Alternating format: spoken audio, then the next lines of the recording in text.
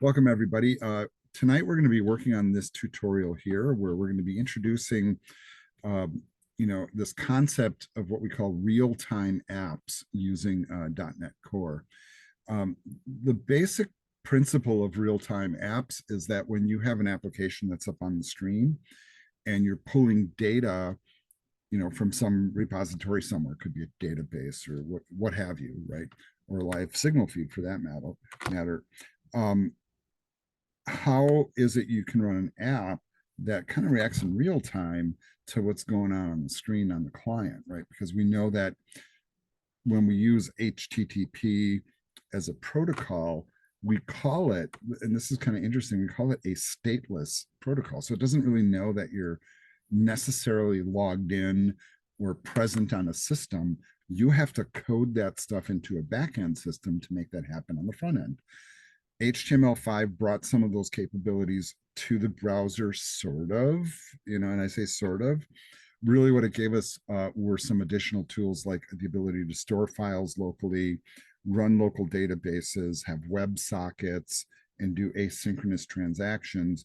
But still, a web browser is a stateless application platform, unlike our operating systems, which know when we're logged in, what we're doing, where we left off, all that kind of stuff. So when you think about a stateful approach to building an app, that would be an app that's aware of all those things. It knows when you're logged in. And if you want to use a really good example of like real-time apps, I think maybe one of the better comparisons is to think of like a social media platform. That's probably one of the better examples, because if let's say I log into Facebook and I get a feed, and then I post something or I react to something and I hit the like button or whatever. If you're on the platform and you're liking somebody's content, I mean, that person knows, I mean, maybe not instantaneously, but close to instantaneously. Like, oh, wow, that person's online. Oh, wow, that person just liked my stuff. Oh, wow, that person just posted a comment, right? All that. So how does that work? Well, it does work with backend coding, right? So and we think about that as real time because it's happening for real somewhere else. And then that data pushes back out to you without you necessarily even requesting it. So that's kind of the fundamental underpinning of what we're about to do. Even though we're doing a very, very simplistic example, the concepts are there. Now, we're going to be using this interesting technology called SignalR, and I have to apologize because now I'm noticing in the core shell, um, I mistyped it. So I'm just gonna apologize right now, and then I'll fix the typo later. So the first thing that we're gonna ask is, what the heck is this technology? And basically, it's a collection of scripts and code that allows us to give that real-time aspect to any of the apps that we're using, so that we can interact with backend code and databases and have those push the content to the browser for the user, right? Um, some situations where you might use this kind of stuff, so if you're thinking about it. So any app that requires high frequency updates from the servers, gaming, social networks, voting, auctions, maps, and GPS apps are a really good example. Dashboard and monitoring apps. So if you have like an app that's web-based that's looking at real-time data, let's say from a manufacturing floor, that would be helpful to see something in real time as opposed to the next day, right? That would be good.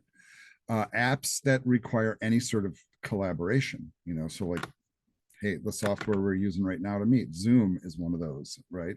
But they use like whiteboard apps, team meeting software, etc. You could also think of like Google Docs, as a collaborative kind of platform, right? So in other words, you're writing something on the screen, the browser sends it to the server, it gets recorded there somehow, and then other people tap into the same resource, see it immediately. Pretty cool. And any apps that require notifications, social networks, email, chat, games, travel alerts, and other things, right? And if you think about it, heck, all the modern apps we use on our phone kind of work this way. And so it is really important technology, because we've come as a society to rely on these things being real time. Now, in order to basically allow these technologies to work, there's a back end conceptual technology called remote procedure calls. That's this RPC thing.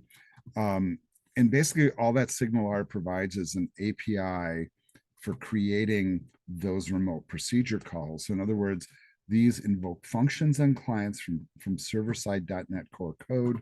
There's a bunch of different ways to do this. There's not one way, right? And that's one of the complications here.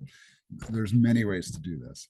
And each one of the ways that you do it has their own software development kit, their own coding approach, and all that. So often, if you are going to be working with tech like this, it's going to be highly dependent on the organization you're working with and what other technologies they have in place or what technologies they prefer to use. You know, all of those little pieces are critical. So here's what SignalR does for .NET Core. It handles connection management automatically, sends messages to all connected clients simultaneously, like a chat room, sends messages to specific ones or groups, if you wish, and scales to handle increasing traffic. And it uses this very specific protocol.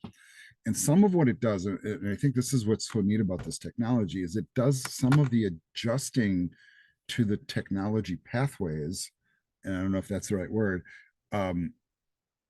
dynamically, like automatically. And that's really, I think, what the biggest advantage of this approach is. In terms of how we transport the data around, so from server to client and back and forth, the HTML5 approach is to use what we call WebSockets. And this is a thing, it's not that it wasn't around before, but HTML5 formalized it. So it became part of the HTML5 protocol and allowed for that communication. And I'm going to say that that's probably the most base level of these technologies, but probably the one that's used the most as well, right? Because the why is because all modern HTML5 compliant browsers utilize that. Most of the good ones are built on Chrome, and Chrome has been doing it even before HTML5 was out, by the way. The other ones are server sent events, or what we call long polling. And if you read that last paragraph, then it says right up front, SignalR automatically chooses which one is best and just automatically adapts to it. If the client can do it, it does it. And if it can't use that one, it goes backwards, basically. So in other words, WebSockets being the base level one. So it'll try this one. If it doesn't work, try that one, and then try this one. You know, that's kind of the point. Now, one of the ways that they allow people to do collaboration is through what they call hubs. So in other words, it allows you to basically push the data out, not just to one person, but to multiple. And if you think like of a social media scenario, for example, that makes a whole lot of sense, right? Like if you are posting something, you don't just want one of your friends to see it, you want all your friends to see it, you know, that type of thing. One thing that it does is it transports data using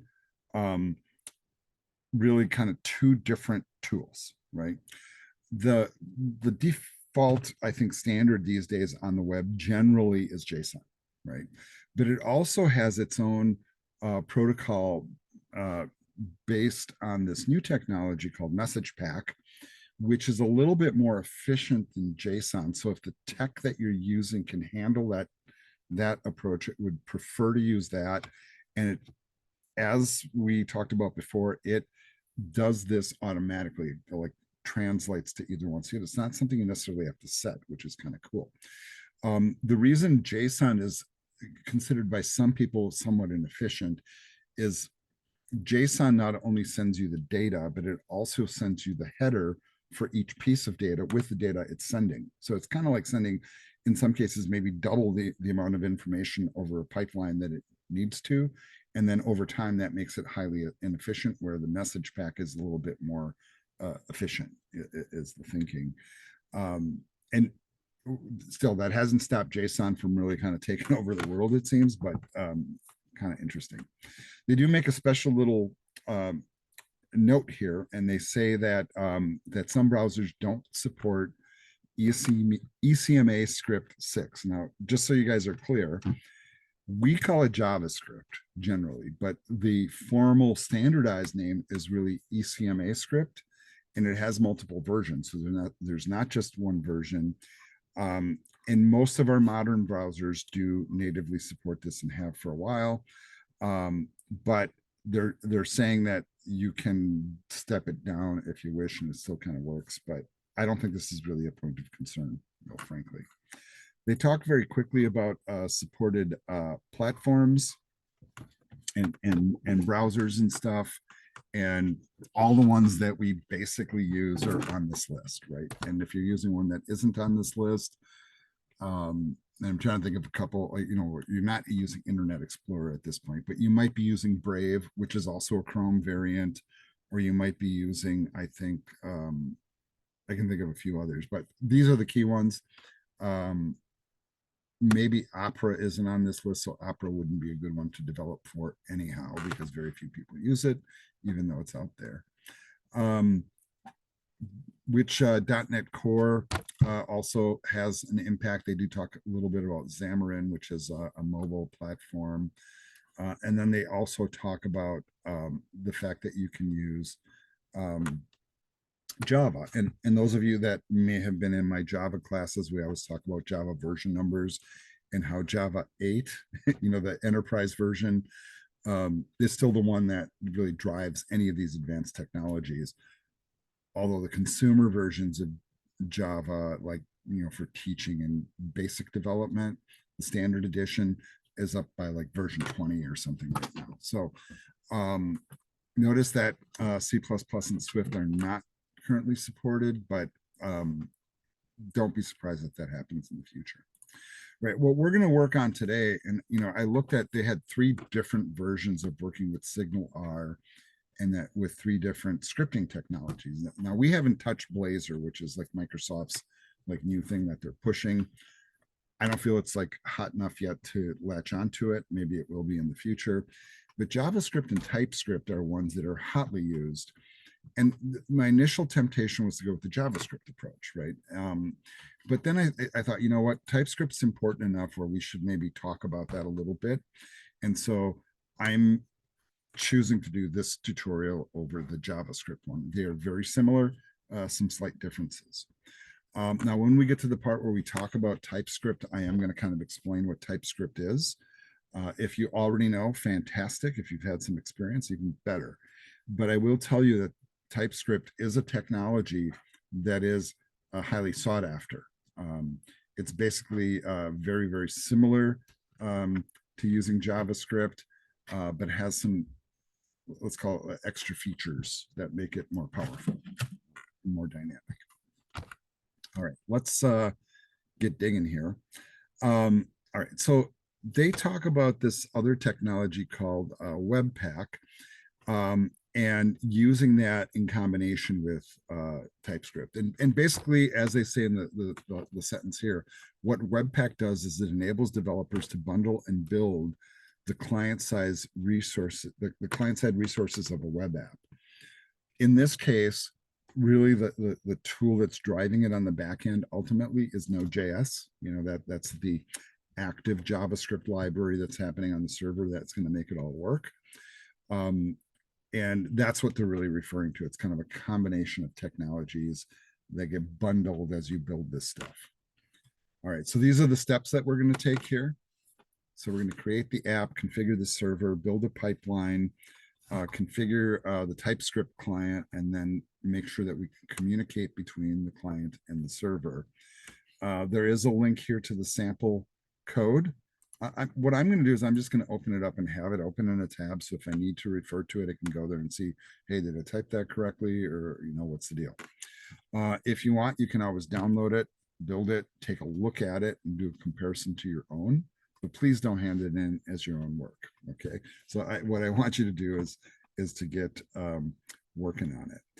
All right. Some of the other prereqs are basically Node.js and the Node Package Manager, the NPM, as they say. For those of you not familiar with Node.js, I'm going to give you the 2-minute kind of overview of it, which is basically this. JavaScript, which is our client-side scripting language. So it's a programming language that works in principle only in the browser, just like CSS and HTML. And it gives us programmatic capabilities, which are really cool. And normally, if we wanted to do a backend app with HTML, CSS, and JavaScript on the front end, we'd pick some other technology on the back end, like .NET or Java or PHP or what have you, right? What happened kind of in the last, I'll say 10 to 15 years is some people started saying, well, wouldn't it be cool if we could do JavaScript on the back end, because that's a language I already know from the front end. I don't have to relearn it and do it on the back end. And so they came up with this technology called Node.js, which is basically a JavaScript server-side tool. So it's JavaScript that runs server-side. So that's kind of the one thing. So in order to deploy an app that uses Node.js, you have to go to a hosting platform that supports Node.js. Not all of them do, by the way, and most of them upcharge you for it. Combined with Node.js is a technology that we call the Node Package Manager, which does for Node.js basically what the NuGet Package Manager does for Visual Studio. It allows you to add tools and APIs and resources to your Node.js implementation that wouldn't normally be there otherwise. So we use both of those tools together. Node.js is the fundamental technology. The Node Package Manager adds the tools we need to make Node.js do the stuff we want. Okay, so that's kind of the lay of the land. In Visual Studio, you have to have at the very least ASP.NET and web development. Now, I don't know if you guys recall this, right? But they have it right up on the screen here that Node.js is an option that you can do too. So you can like add it to your Visual Studio. And I usually recommend to my students in the web program in particular that just go ahead and add that, right? So it's always there. What we're going to do in our project today is we're going to add Node as a NuGet package, basically, to the app. All right, so we already know that at least all of us here in class have those prereqs. And what we're going to do here is basically get Node configured first, right? So we're going to follow these like weird steps that they have here because some of this is pretty important to having it work correctly. All right, so it says here, by default, Visual Studio uses a version of Node Package Manager found in installation directory.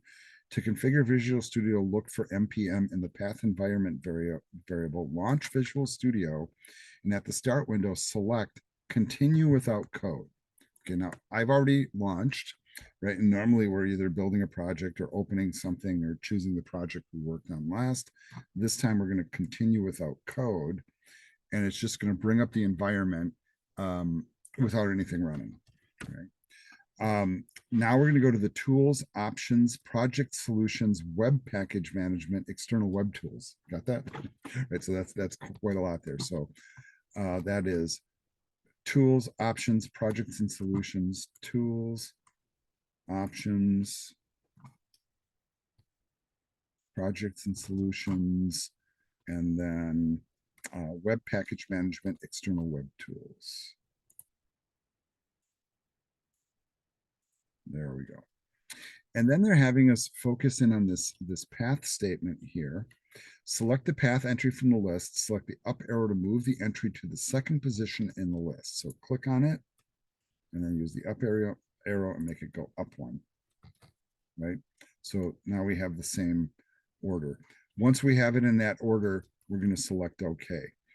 I think they do a little bit of an explanation here as to why, but it basically forces it to look here before it looks at the subsequent ones, so the order matters. And if you don't have the order right, it might go to a different thing and not find it, and then you got problems basically. So make sure that you've made that setting. All right. So now we're going to create a new ASP.NET Core web app. So this time we're going to, since we're in the product already, we're going to go to File, New Project, and then we're going to choose ASP.NET Core Empty Template. So let's do that. New Project. And we want, So C# and web, ASP.NET Core empty. I happen to have it on my list. I'm choosing it from there. I'm not going to go hunting around for it, if you feel my drift here. And they want us to name this SignalR Webpack. I'm just going to copy this, of course.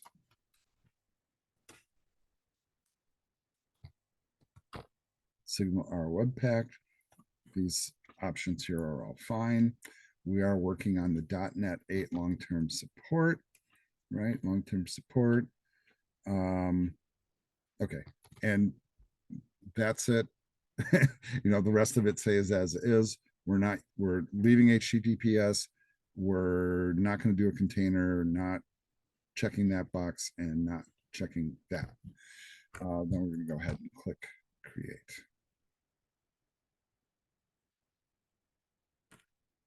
So there it is. Now it says in the Solution Explorer, right-click the project node and select Manage NuGet Packages. All right, and then we're going to search for TypeScript, basically.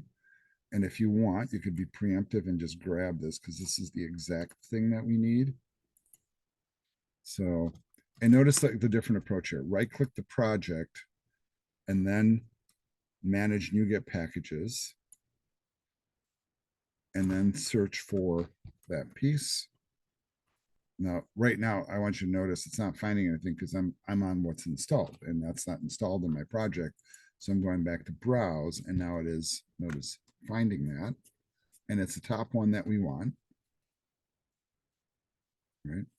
No reason not to take the latest stable. And then we'll go ahead and click install.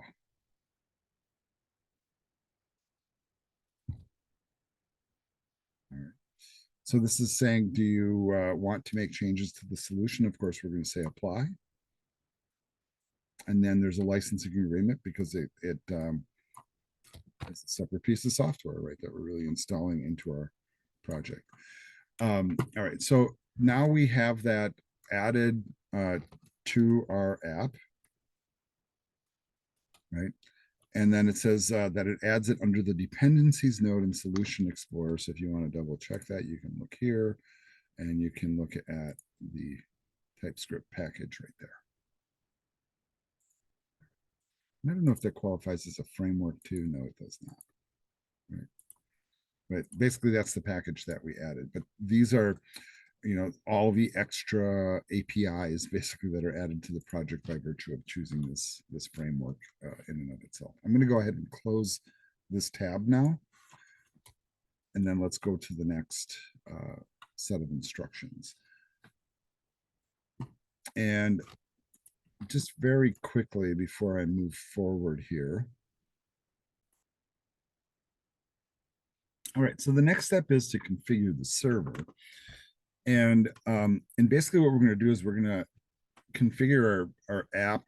We're going to allow it to send messages back and forth. And this is kind of simplistic in its implementation because we're, now that we have the app built, I mean, we're really just adding stuff that's kind of available to us as opposed to building it from scratch. So if you want to do a comparison, like when we were doing some of this stuff in the Java class, like those of you that have had it with me or maybe currently have it with me, we had to build, not that they don't have APIs there too, but a lot of it was much more manual in the building.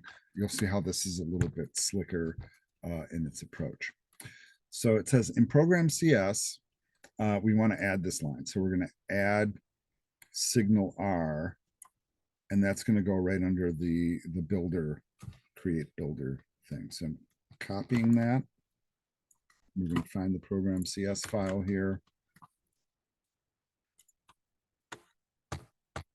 And here's where I'm always kind of, frankly, very, very careful, is I want to make sure that we're not like replacing stuff that we don't need to replace or removing stuff we're not trying to remove. And so this is the way I'm reading it, right? So I'm basically adding this, and then I notice once again in this file, they want us to add these two things. So First, we're adding SignalR. Then we're going to use the default files and the static files, right? The static files we've done before, so that's not really unusual. And notice what this one goes underneath the app builder build thing. So copying those, and here's the app builder build thing, and we are pasting. All right, we don't want to necessarily start the app at this point, but we're just dropping in the code we're being told to drop in. I am doing Control S to save. That's kind of my habit. And it says the preceding code allows the server to locate and serve the index.html file. The file is served whether the user enters its full URL or the root URL of the web app. So now I'm wondering, and this is okay, so now I go back to here, right? To look at how they have this set up. And so now I'm just digging into their code, right? So yeah, there's SignalR. There's the ones that we just added. And notice how the other stuff seems to be removed. So I think ultimately that's where we're ending up. So I think this is probably just going to go away. And I'm a little hesitant to delete it, but I'm gonna comment it out. So that's kind of my thought there. Obviously, we need the run piece, right? You'll notice that they have another command here yet. We haven't gotten there yet, but this is why it's helpful to have finished code handy, by the way. Control S to save once more. Back to the tutorial. Okay. All right, so here it says create a new directory named hubs in the project root, right? For the SignalR hub class. All right, so let's go do that. So we'll come here. We are going to create a new folder called hubs. Inside hubs,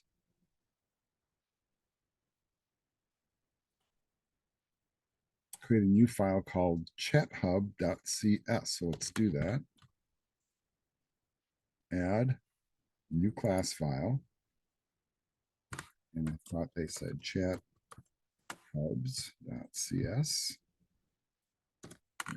So there it is.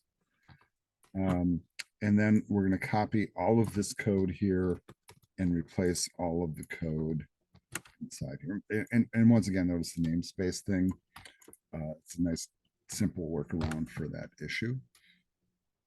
All right, so there's the code for that, and I'm doing a save.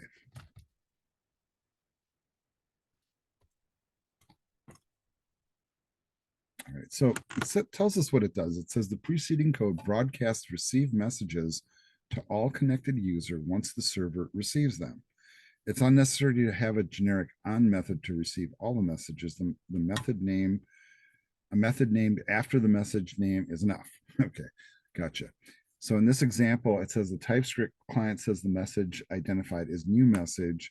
The C# new message method expects only the data sent by the client. A call is made to send async on clients all. All right, so it kind of explaining all the different calls that it's doing. And the received messages are sent to all clients connected to the hub. So that I think that's pretty interesting. All right, I see I have a question, so I'm going to pause for there. Okay, so one of my students, and very astutely so, picked up on the fact that I named my file chat hubs with an S, and they're expecting chat hub, right? So you do get sometimes a conflict here if these don't add up. Now I think we got to be really careful here. So I think I can just rename this. And the reason this is okay at this point is because we haven't done a build with it, right? So if I went ahead and did a build, it probably would have threw an error or at least a warning. But thank you for catching that, Ken. I appreciate it.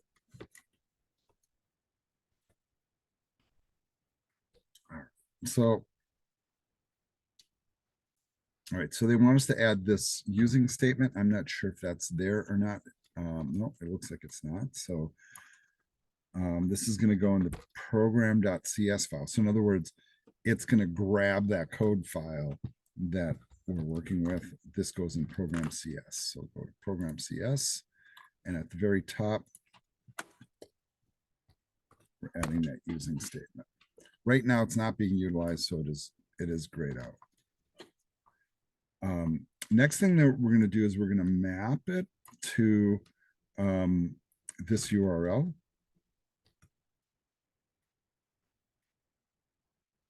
All right, so this is where we remove the hello world thing. We kind of, I guess, already intuitively did that. So if you want to just blow that away and then drop in the new code, go for it.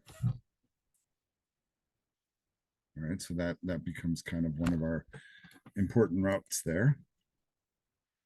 And I think probably a good idea at this point. Let's do a save all. I think I had a couple changes there that were unsaved. All right, so next thing that we're going to do is we're going to configure the client software. So we're going to create a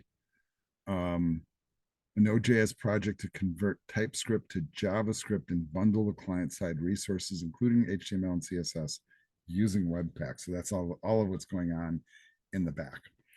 All right, so here's kind of the next little thing here is we need to bring up the console and use the Node package manager. Now, what I think is really kind of interesting here is they're not telling us how to do this. And it just says run the following command in the project root. Okay, so here's the devil's advocate here, especially if you're new to these platforms. Where's the project root? Okay, so the answer to that is wherever the project resides in your folder structure. So in principle, you could go to that folder and type in the command and it should work, but there's a console also built into the application.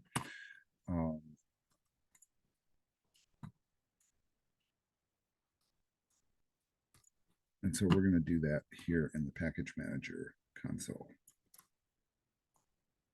And I don't know if this will work here, but we're trying it, so we'll see. All right, I'm going to do an npm init-y. And I don't know how many of you have formally studied Node. My assumption is if you're in this class, you've already completed the advanced web programming class with Christian, and you have learned about Node and the package manager. But basically what this command does is it creates our initial JSON file, which you see below, that indicates all the key settings for the app on the server side using JavaScript. That's really what it does. The init command just says we're initializing a new project, and I forget exactly what the Y switch does. So don't try to quote me on that one. So I'm pasting that in, we're running it. And it does not like it. Okay, so it does not like it here. So I'm going to pause for a second. All right, so this is like my brain, like, operating in first gear or something, but we shouldn't be using this console. We should be using these consoles down here. You have a regular command prompt or the PowerShell. Really, PowerShell is probably what we should use here, right? And let's see if we can paste that command in again and run it. And it's still not liking it. So let's see what the error message is.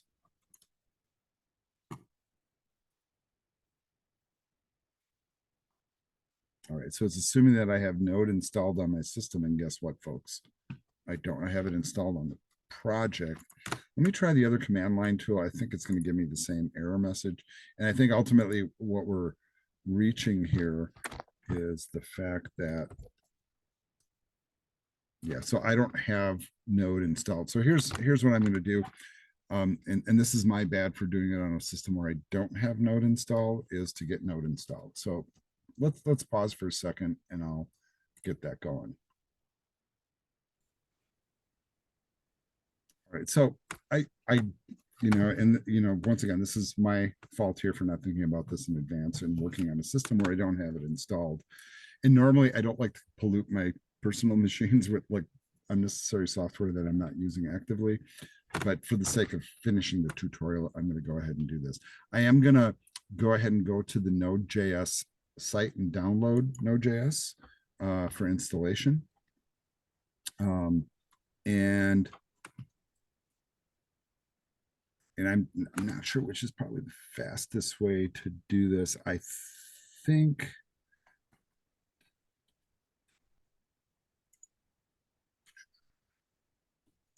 you know what? Let's just use a pre-built installer. I think that's probably going to be the fastest approach, right? Right. So for those of you watching the video here, hopefully you caught that, how I got to this location. All right. So I got the MSI file here. We're running the installer. Let's get the screen out of the way. Say next. I accept, like you have a choice. We're going to take all the defaults.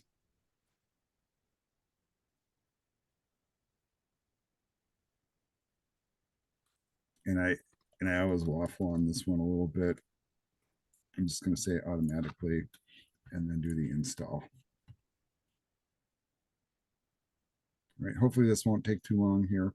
So I guess this is also a video about installing Node.js on a system where you don't have it present already. It's not like a huge library, but it does take a little bit of time for it to go. But there you go.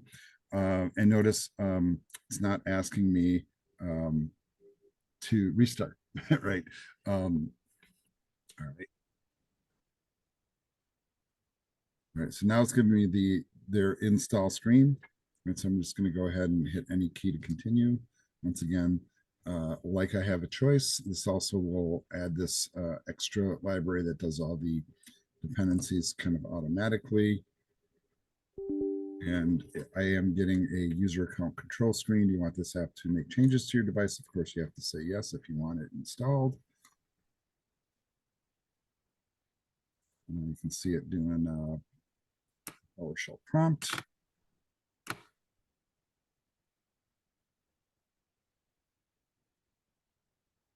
Oh, interesting. I do have Python installed. It must be using an older version of Python, so I'll let it do that too.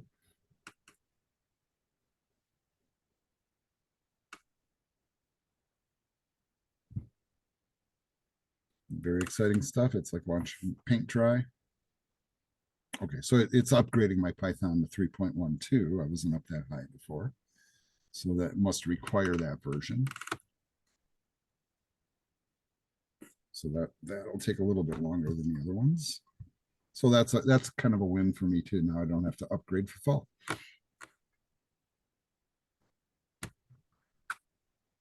I'm also, I mean, since we're waiting for this install to finish here, my other little tidbit on that is, I'm not always super huge fan of installing to the latest version of everything right away, especially when it comes to like programming languages and stuff, unless I have a functional need. And we're assuming it's still doing that in the background. So Python has quite a bit of libraries that it is probably updating. There are a number, this is kind of interesting for Python people that the latest version of Python has some new features in it that weren't present in previous versions of Python. I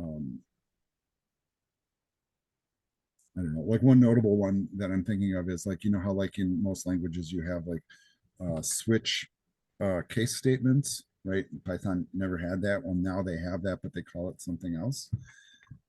That's one tool that they've added. All right, since this is super exciting, I am going to pause the recording until it gets done.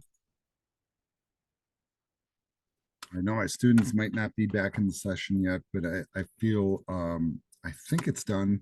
I stepped away for a moment and came back, and this is by what I'm seeing. But I am noticing all this red text up here. And I'm trying to figure out what exactly it's not updating here. And it could be just because I have Visual Studio up and running and it's trying to update Visual Studio. The worst case scenario, I would do a reinstall if something's not working, but I think at this point we're okay. But I am letting this sit here in the background. I think generally all the messages say success. And then this task was canceled. And it seems to be with the download manager inside of Visual Studio. So we'll see. Basically, what happens is kind of my point. I think what I might do here is I might go ahead and just close this temporarily. And I should have had the wisdom to do that before. So we'll reopen Visual Studio. And I'm not sure if this is still running. So, you see how like the prompt is flashing. If it was all done, ideally, it would just take me back to a C prompt. But I'm not really quite sure that it is all done. So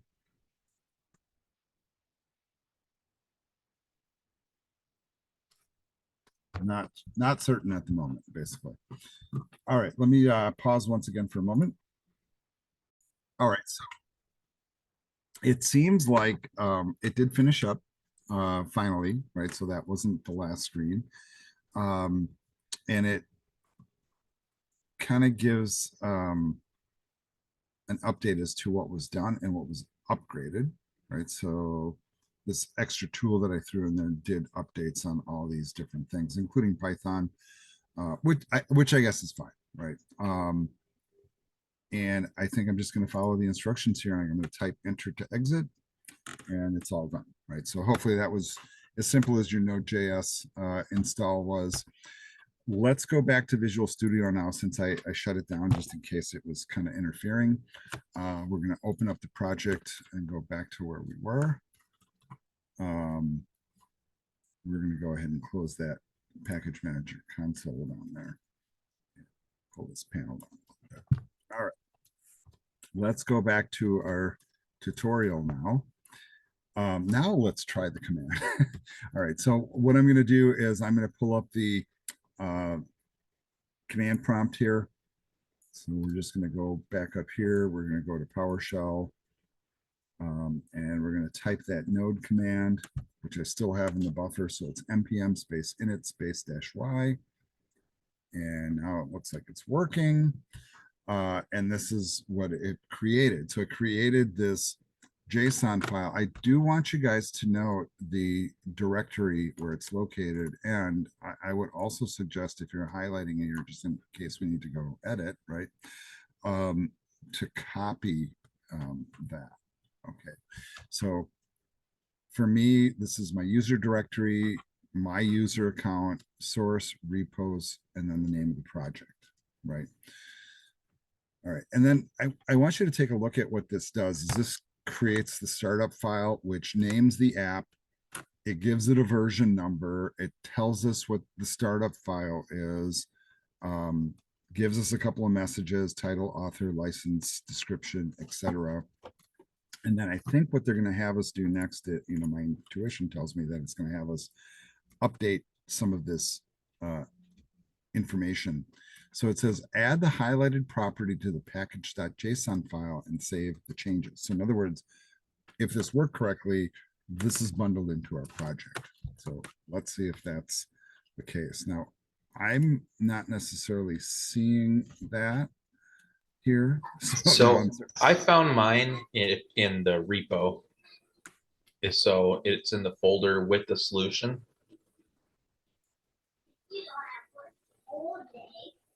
And Jonathan, that's kind of my go-to if I don't find it here.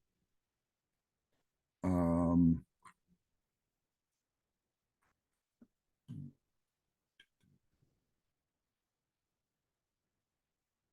I just not seeing the repo?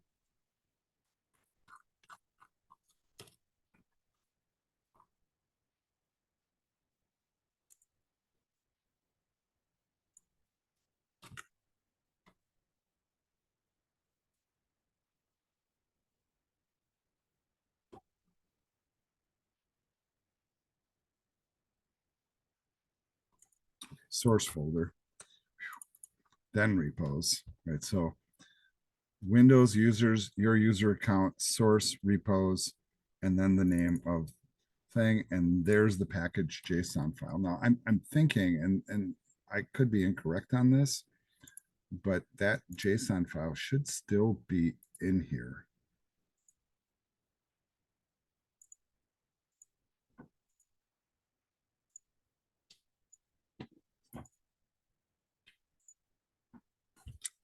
Perhaps I'm wrong. Okay. But either way, we have access to the file here. And I'm just going to go ahead and edit that file. And you can use whatever you want to edit it. Doesn't really matter. Maybe I will just use Visual Studio Code for now because that just happens to be handy and seemingly not destructive. I have a question.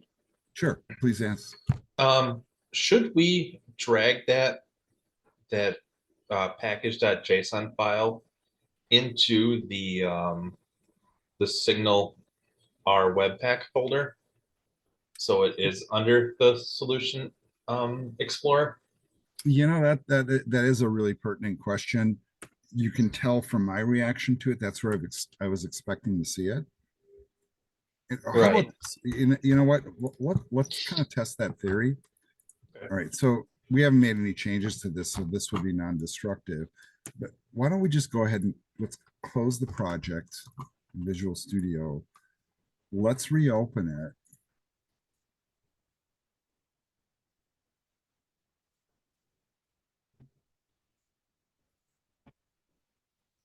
And now I'm checking to see, is it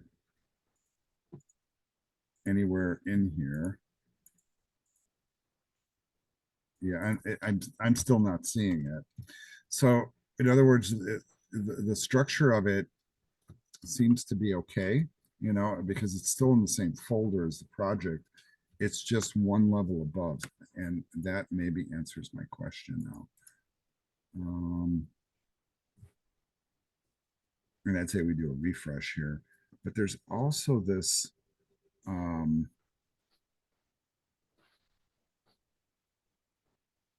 yeah, we already have show all files turned on, right? So this is one that can kind of hide it right there.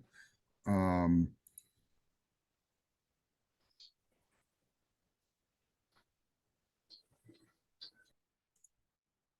tempted to toggle it on and off, but it still doesn't show up. So to me, it says that it's sitting one level higher somehow, and it's not pulling in here. Should we pull it in? I guess, Jonathan, if it doesn't work, I would say yeah. Another way to kind of check it, I suppose, is to look at the solution right here.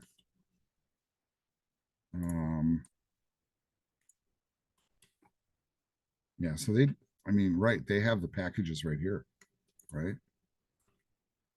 And you can see actually it's more fully developed. You know what? Why don't we try that? Let's drag it over. What harm is it going to do? But let's make our edits first. So let's go back here. And I apologize for all the bopping around. I'm going to copy all that. And really all we added is private true. That's all that's being added to this. And then I'm going to replace what I have here. So I'm doing this in Visual Studio Code. Okay, so I see an issue there right away. Right, so this one is done with caps. I did not. Right. Okay, so that's just the name anyhow, right?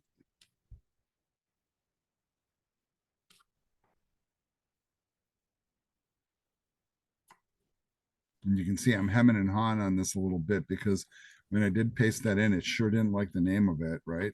Because it doesn't match, All right. Mine is also lowercase. Are you also getting the underline?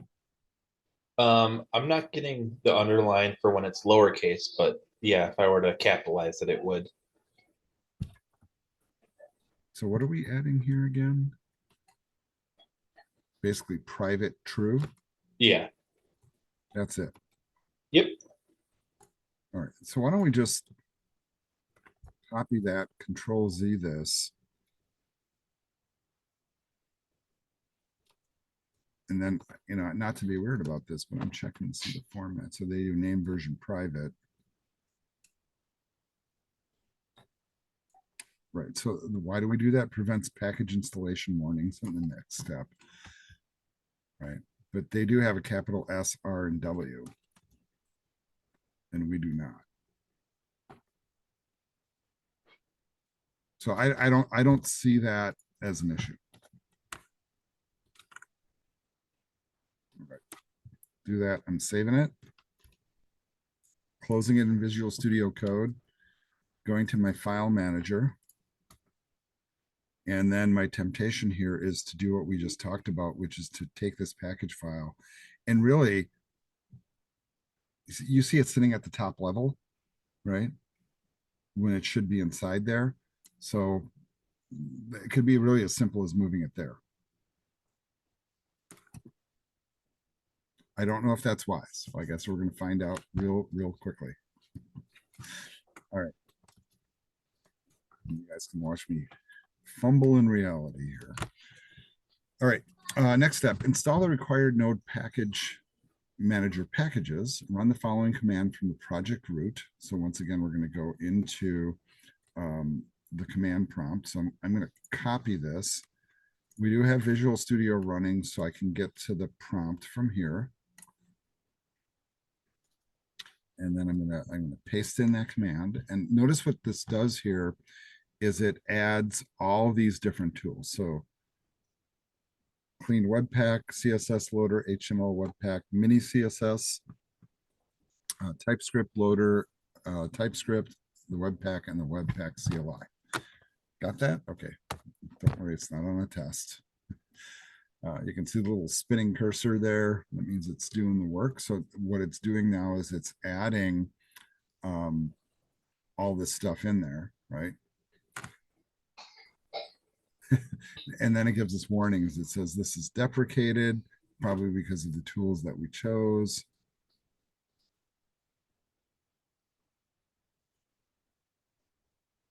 Yeah, so we're getting warnings.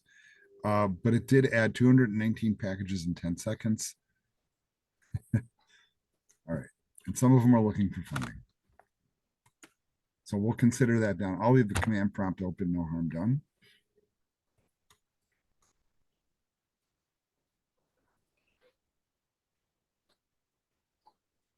Yeah, and supposedly that was supposed to set, prevent installation warnings, but apparently that didn't happen, right? All right. So now we want to replace the scripts property of the package JSON file with the following code. So I'm going to copy that. And we're going to go to that JSON file, which we should see in the project, right? And then this entry here, we are replacing with the entry we just copied.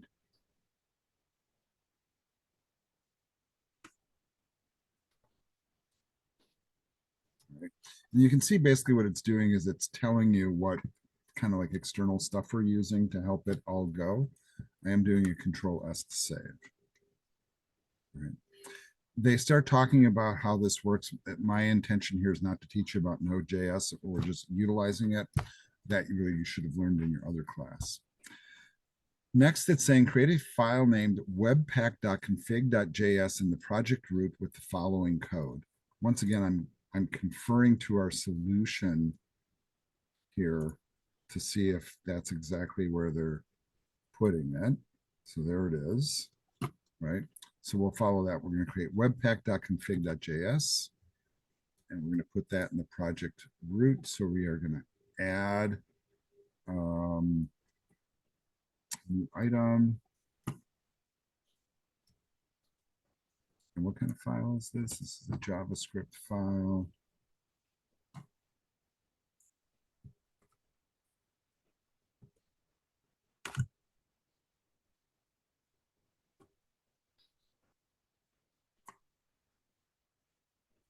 And we're going to name this webpack.config. All lowercase.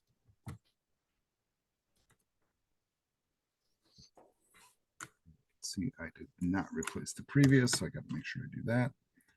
Go ahead and add it. There's the file. And then we are going to add our code to it, which we have here.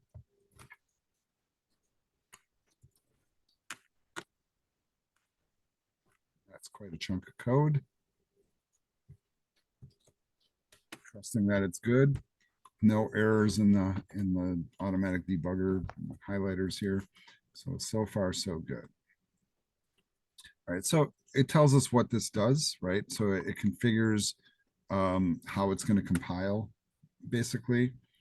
It says the output property overrides the default value of dist in the bundle is instead emitted in the www root directory. Allows JavaScript to import the SignalR client. All right. Create a new directory named SRC in the project root for the client code, and then we're going to create that. So here we will add a new folder, and then we're called SRC for source. And then we're going to create a file inside there. Once again, I'm checking to see. Okay, okay, so these look pretty normal here. So we're all right. Next, we're going to create an index.html file. Let's just copy that code. And let's add it here. So I'm going to right click, add, new item, HTML file. This is going to be called index.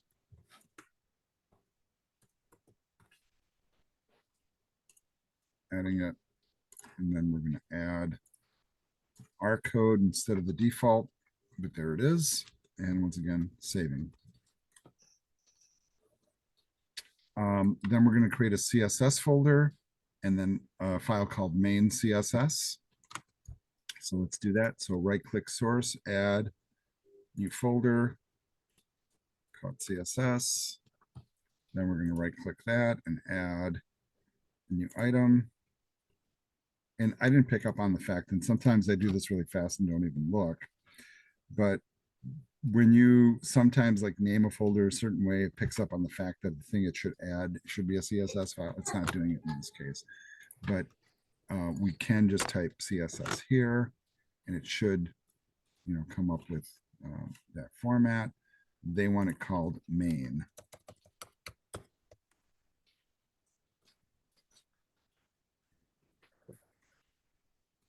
Just confirming main.css. We're going to copy all that code, and then that will go into our file. Place everything that's there. Just some basics here.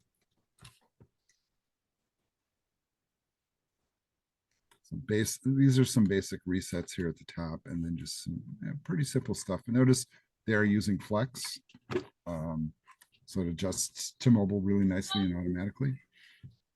Once again, Control S to save. Next thing we're going to add is this tsconfig.json. That I'm not sure where that should go. That I guess it goes in the same folder. So let's do that. So tsconfig.json. And that goes in this folder. Add item, call it JSON file.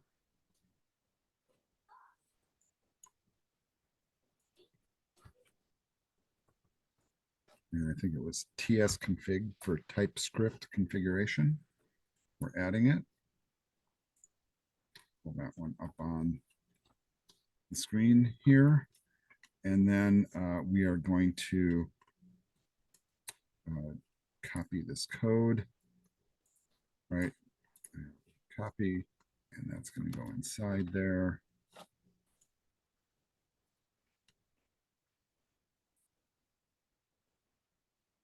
And not sure if I should worry about that. Doesn't like this though. You guys noticing that?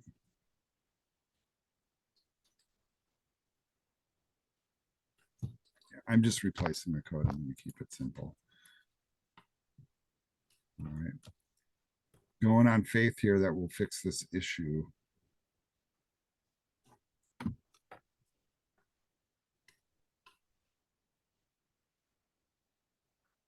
And basically it says what it does here is it configures the TypeScript compiler to produce ECMA script compatible JavaScript. All right. Now we're going to come up with an index.ts file. I'll copy that code. That's going to go in the same source folder. So this is another new JavaScript file.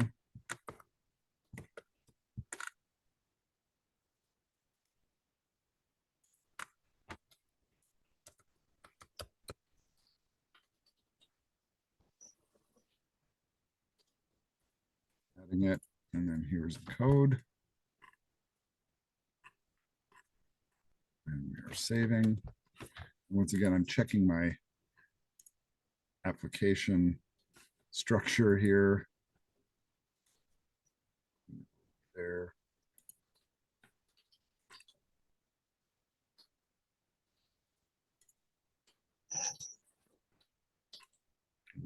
HTML file looks the same. The index.ts, I'm not so sure.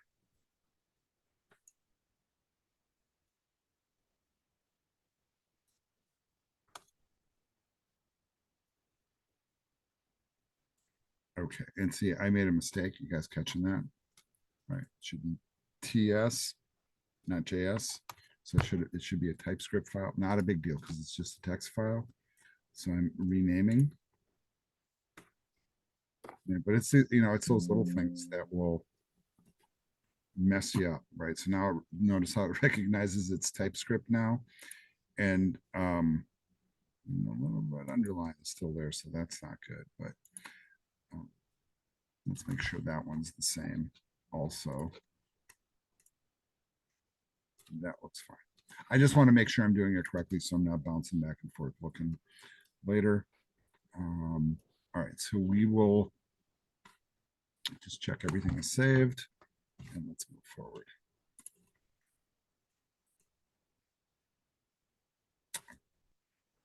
This goes through and does an explanation. I really don't want to waste time on the explanation too much. I would just implore you to read this really carefully.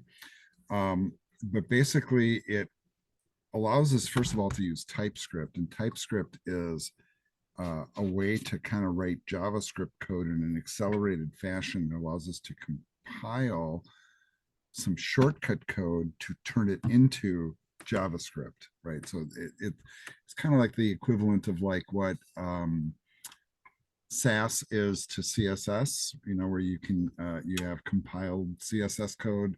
This is the same kind of thing for JavaScript. Basically, they're talking about how the technology in the code that we just typed allows us to send messages back and forth between different components. All right, so next thing that we have to do is to run in the console again this node command. So I'm just going to go ahead and copy it. All right. And just make sure we're in the right directory.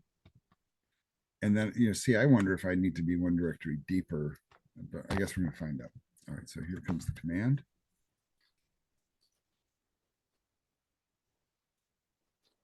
All right, looks like it worked, which is good. So what that does is it installs the TypeScript client, which allows it to send messages to the server. And it sets up the TypeScript definitions for Node.js, which enables compile time checking. All right, so now we're at the point where we're going to try to run this. Now, if you guys have done Node stuff before, this is a familiar step, but we're going to do a run release here. So we're going to run it in release mode. And then what's going to happen are these tasks. So let's copy that command, go back to the prompt, and then we're going to issue that command. And I'm getting a list of errors. All right, so I'm going to do a really quick thing and check with my students here. All right. So we're like running into a couple of like interesting little issues here, and mostly the fact that and it wasn't that one, it was this one, right? And it's looking for the script file, but maybe not finding it. And if you remember, we kind of moved that JSON file in here, but really it should be on this level up here, and it's not. So we can handle it one of two ways. We can copy the file back to the root, move it back to the root. I'm also noticing, um, that it says install the node package or disable linting entirely. And I'm not really sure if it even talks about that, but I want to handle one issue at a time here. So my first thought is, do we copy this back to the root? And you know what? Normally I would make my students do this and see what the result is. But I think um, I did have a different error when I did that. It looked like progress. it did. Yeah. All right.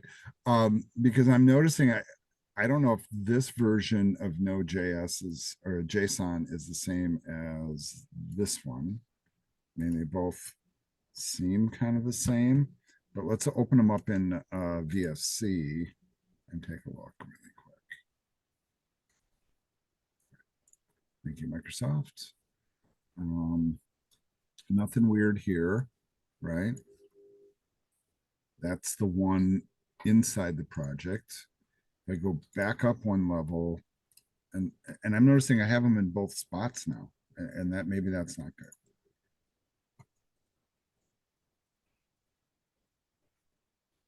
Oh, interesting. Do you see what happened? How, how did you get two? Well, when I did the update, it recognized the original location of the package JSON file, and then when it added stuff to it, it put it back up in the root. Oh, So, so we got double-edged sword here. Um, I'm tempted to almost begin over again. Is really the way I would normally approach fixing this. But now it's like anytime we're updating a node file, it seems like it still wants it in the root. So do I replicate these two? You feel where I'm going with it? Or do I take these changes and put them in this internal file? I'm not really quite sure, you know. I think one of the clues, and so I'm trying to be really cautious about this, is to go here. Let's look at their structure really quick. Yeah, and see, they've basically, they're not using the solution file in a separate directory, and that's what we have going. So I think I'm obliged to keep everything in the root ultimately.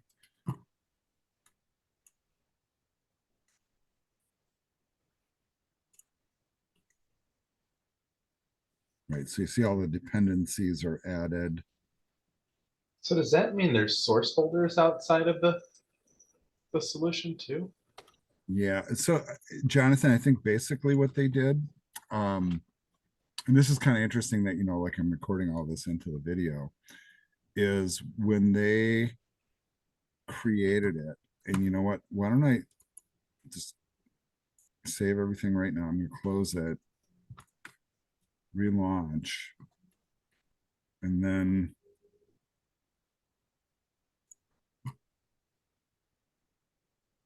because we missed the checkbox is basically what happened, right? So we'll just name it whatever, but oh, it doesn't even give you that as an option, does it? Oh, see it right here. Yeah. I should have checked that box. Oh, Okay, so here's what I'm gonna do. As silly as it sounds, I'm gonna rebuild it from scratch, and then you guys are gonna go, "Oh my god, we only have a half hour left." Well, I guess this is the one we're doing today. And I'm gonna name it whatever I named it to, so like SignalR, whatever it was called, SignalR Webpack 2 is what I'm gonna call it.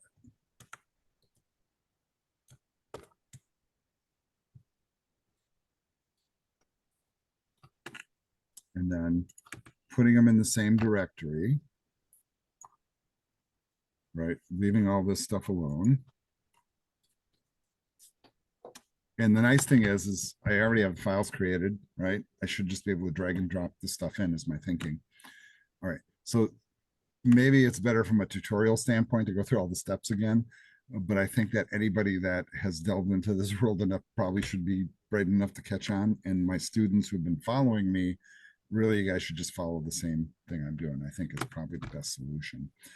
I'm going to bring up my file folder, and you see I have the previous version already present, right?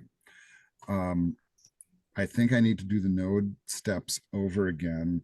Any files I need to manually create, I'll recreate them. But I guess I'm going to go back to the top of the tutorial. All right, this is really cumbersome, and I apologize, you guys. But at the same time, hey, think of all the stuff we're learning. Try to be positive here because we were almost done with the tutorial. Right. All right, so we need to make some edits to the program CS file. That's step number one. I already have those done. Okay, so here's how I'm trying to be practical about it. So I'm going to go to program CS, right? Now, you got to be really careful because I just opened this up and this is not the same program CS as this program CS, right? So I'm just going to copy this stuff. I'm closing this and now I'm going to open this one. Now you can see how they're different, right? And then I'm going to highlight, paste over the top of it and save. All right. Hopefully you guys are okay. Next, back to the tutorial. So we made those changes. Then we created this new file called chathub.cs, right?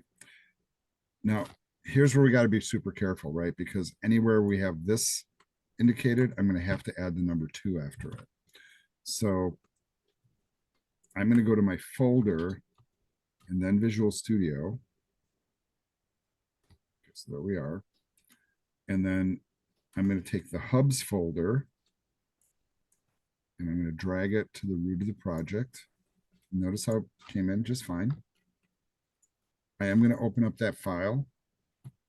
It might take a second, but it should squawk at me somewhat. However,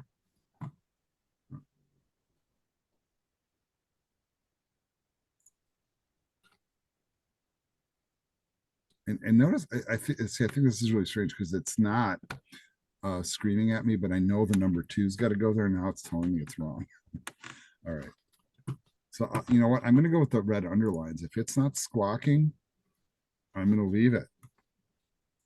All right. So I'm saving.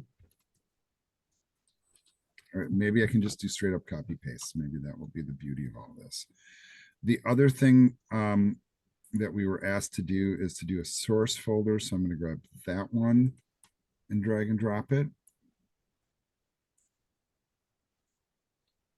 So far, so good. You guys okay? I'll consider that a nod and smile. Almost there. Source. Yeah, just tell me if I'm going too fast. So I did the hubs, chat hubs thing. We added this to the top. We already did that before and we added that. So I think we're all good there. Now we're going to go ahead and configure the clients. Now we're going to go to the root of the project in the command line, but be really careful with that. What I would prefer that you guys do is close any command windows that you have open and then relaunch the command line from inside the new project. So come in here, go into PowerShell, and then we're going to issue that same node command. It's probably in my buffer, but I'm just going to recopy it. Node, so it's npm init-y. There's the command. Okay, now this is where I get like kind of nerdy weird, is I'm going to go back up to my repos folder with a new project and notice now the file structure is correct, including the package JSON file being where we want it to be and visible here. Whew, right? The only issue we might have is with putting that number 2 in some of the namespaces. But I think because of the way we wrote some of the code, it's overriding that, even with the wrong name on it. So it's not red underlining, we are a-okay. All right, let's go back to the instructions. Now we're going to add the private true right under version in the JSON file. So package JSON right under version, private true, saving. Now we're going to run this node command. This is where we add all the dependencies. So back to the prompt, pasting, enter. Now, the result of this last time, it put all the dependencies out on the root level where we didn't have our file after we moved it. This time, what should happen is inside of Visual Studio. Notice I didn't even do anything. It just, they're in there. So we're good once again, and it's saved.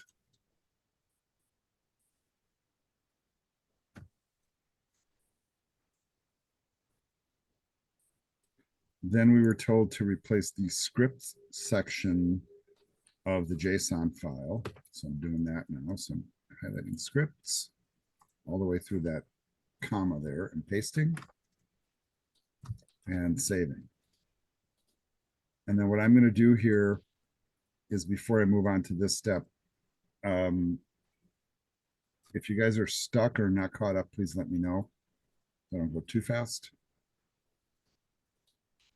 I'm almost there. All right. Just Well, the next finished. step's a pretty simple one. We've already created this file. So we're just going to drag and drop it from the old project into the new one, and that goes in the root. So this is webpack.config.js. So first I'm going to pull Visual Studio on the screen, pull up the previous project, and find that webpack config.js. And then I'm just going to drag it to the root right there. And Okay. make sure it's okay. All right, it seems okay. So far, so good.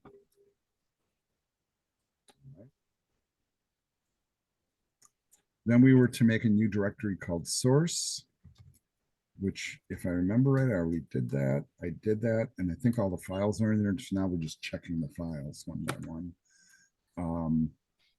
We're going to check all the files in here.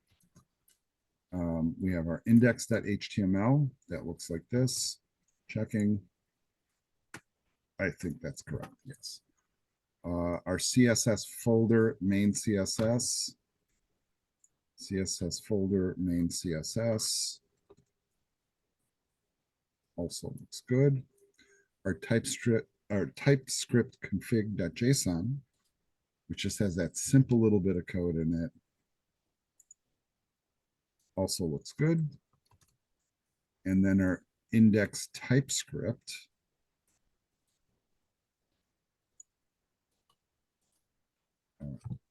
Here we're starting to see a red underline, and this is the first concern here.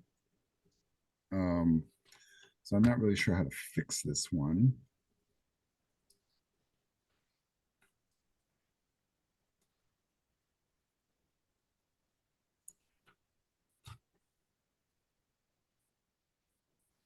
And for some reason, I'm thinking that maybe the fix is to add the number 2 after it, but now I'm concerned.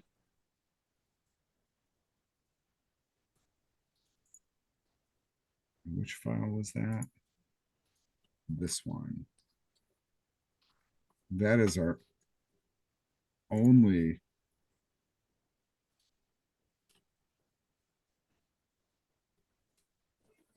I think we need to do the that step 7 there, the npm I install Microsoft SignalR.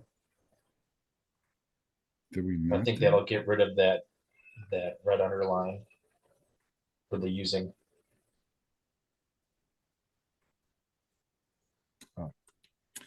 Very astute, Jonathan. Kudos across the internet to you. That means either I taught you well or you taught yourself well, one or the other. I just remember that that went away from all of us after we did that step. Yeah, precisely. All right, so we're grabbing that step number 7, then we're rerunning it here at the prompt. All right, that's a good sign. Now the proof is in the pudding. There you go. All right. All right, so let's move on then. Let's see where the next. All right, so we got that. Okay, so now we're at the run release thing again. This is where we got stuck before, right? So it didn't take us what, like 11 minutes to get back to where we were. All right, so hopefully all is good here. So I'm gonna once again copy that command, and let's just run that first. And get that. All right, so here comes the run.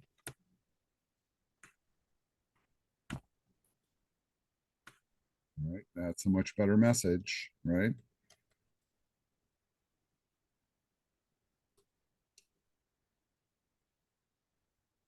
All right, it seems like we're all good, judging from the messages I'm getting on the screen. You guys, it worked okay for you guys too? Yep. It did for me. Yeah. Yeah, excellent. All right. Now let's go to the next thing here. So we're going to do a control F5 launch. So we're going to start without debugging. And we're going to navigate to the root. All right. If there are compile errors, try closing and reopening the solution. All right, that's really reassuring. All right, so I'm doing a control F5, which is the same as start without debugging.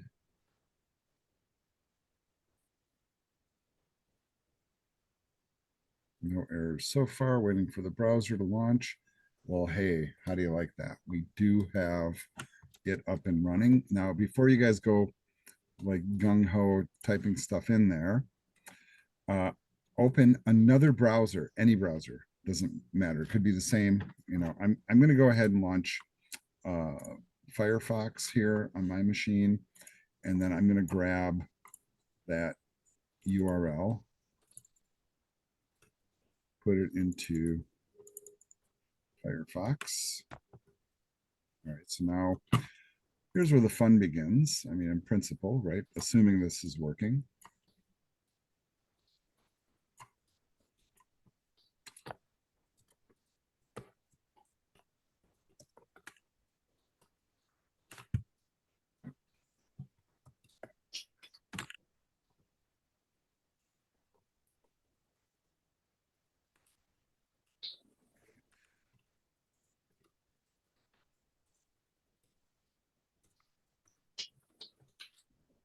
Now this is really dumb, right? It's not like a super fancy app, but the fact really that we're able to get this stuff up on the screen, right? It shows you that with a really lightweight implementation, we can get active services going.